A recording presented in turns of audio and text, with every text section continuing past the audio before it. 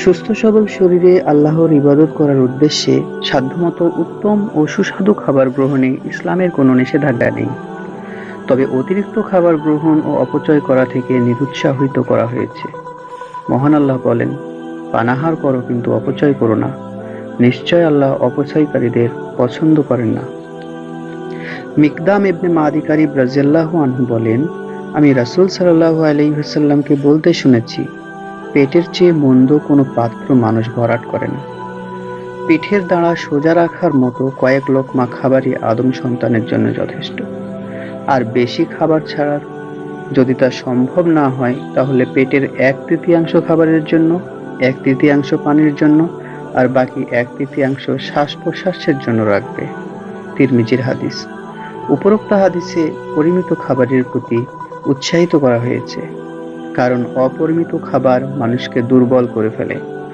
বিশেষজ্ঞদের মতে মানুষের 80% রোগ ব্যাধি খাবারের কারণেই হয়ে থাকে।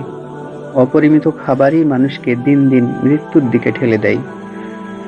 ল্যান্সেটে প্রকাশিত এক বিশ্লেষণে দেখা যায়, দৈনিক যে খাদ্য তালিকা সেটি ধূমপানের চেয়ে বেশি প্রাণহানি ঘটায় এবং বিশ্বব্যাপী প্রতি 5টি মৃত্যুর মধ্যে একটির জন্য এই ডায়েট বা খাবারই দায়ী।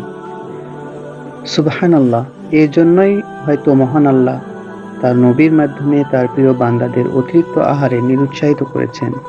তাই সাহাবায়ে কিরামও অতিরিক্ত খাবার গ্রহণ করা পছন্দ করতেন না বলে হাদিসে পাওয়া যায়।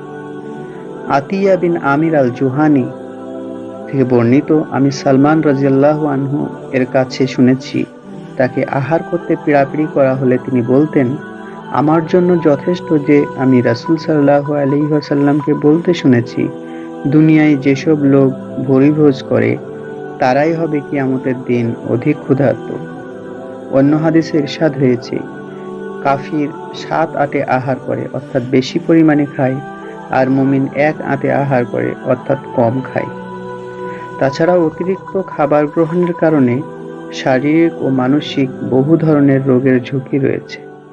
ফলে খাবার গ্রহণের ক্ষেত্রে ইসলামের নির্দেশনাগুলো মেনে চলা গেলে একদিকে যেমন নবীজি সাল্লাল্লাহু আলাইহি ওয়াসাল্লামের সুন্নাহ পালনের সওয়াব পাওয়া যাবে, অন্যদিকে শারীরিক ও মানসিক সুস্থতা বজায় থাকবে।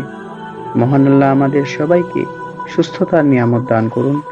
জীবনের প্রতিটি ক্ষেত্রে সুন্নাতের অনুসরণকে সহজ করে দিন। আল্লাহুম্মা আমিন।